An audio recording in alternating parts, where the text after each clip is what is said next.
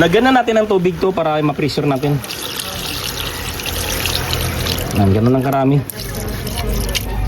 Yan. I-alarm natin ito ng ng 10 minutes lang. 10 to 15 minutes.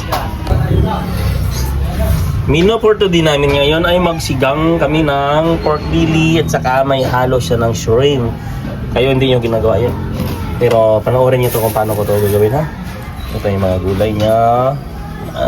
Pero ito, konti lang ilagay natin. Ito, okra. Yan. Yummy na naman yung ulam ng junior ko. Okay. Ang gagawin natin, gigisahin natin yung yung mga lamas niya. Saka i-pressure. Tapos ang to? Yan. Bye.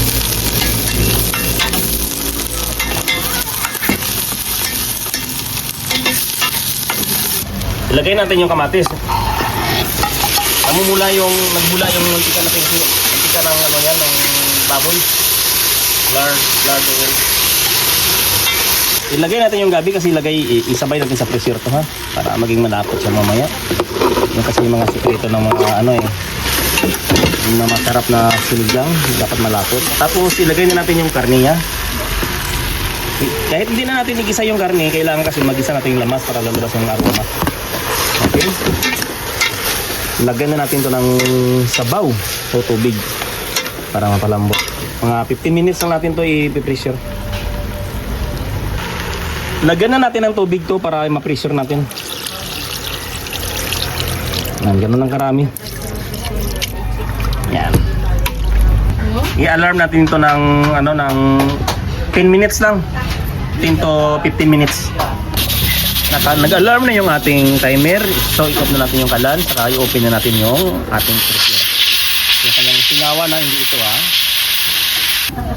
Buksan na natin to kasi wala nang singaw. Kung malambot na yung karne. Bango. Sobrang bango.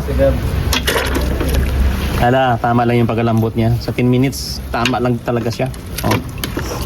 Ilagay natin yung gulay kasi yung hipon panghuli natin kasi mayroon kong tao dito hindi makakain ng hipon. Allergy. Sabawan natin to. Sinigang eh. Mga 2 litro dagdag natin. Timpla na natin to kasi kukuha ako pagkatapos ng timpla pag kumulo to. Saka ilagay natin yung hipon kasi yung tao ko nga hindi makakain ng hipon, may allergy. Yan. Ito na yung mga simpleng timpla natin araw-araw. Shout out kay Jasmine, hindi makakain ng hipon.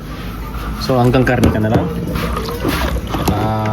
Lagyan natin ng asukal.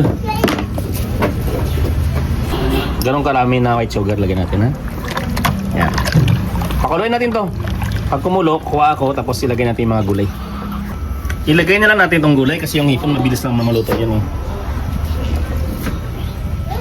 Unahin natin yung beans. Tapos isunod natin radish na naman. Katalwa. Pakuluan na natin to.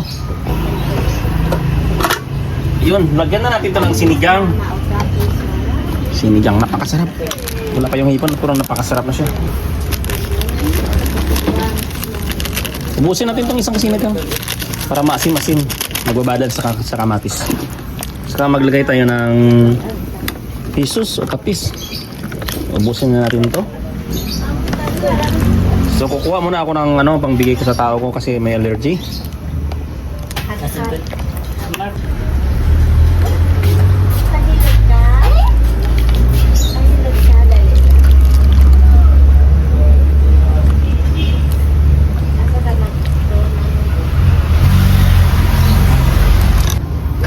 Ilagay na natin yung hipon.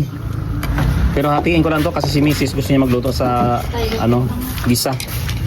Yan, ganun lang, kalati lang. Yan, mayroon ng hipon yan. Pag kumulo to, ilagay natin yung kangkong sa kaluto na. Ito na yung ating menu ngayon. Napakasarap na sinigang kasi shrimp at saka pork belly.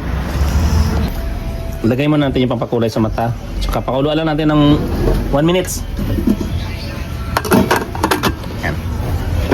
Tingnan natin yung kumulo na, ilagay natin yung kangkong. Ayun, pwede na. Pag ganito ang itsura, ilagay nyo ng kangkong para hindi malata yung mga gulay natin, ha. Yan. Napakasarap na sinigang.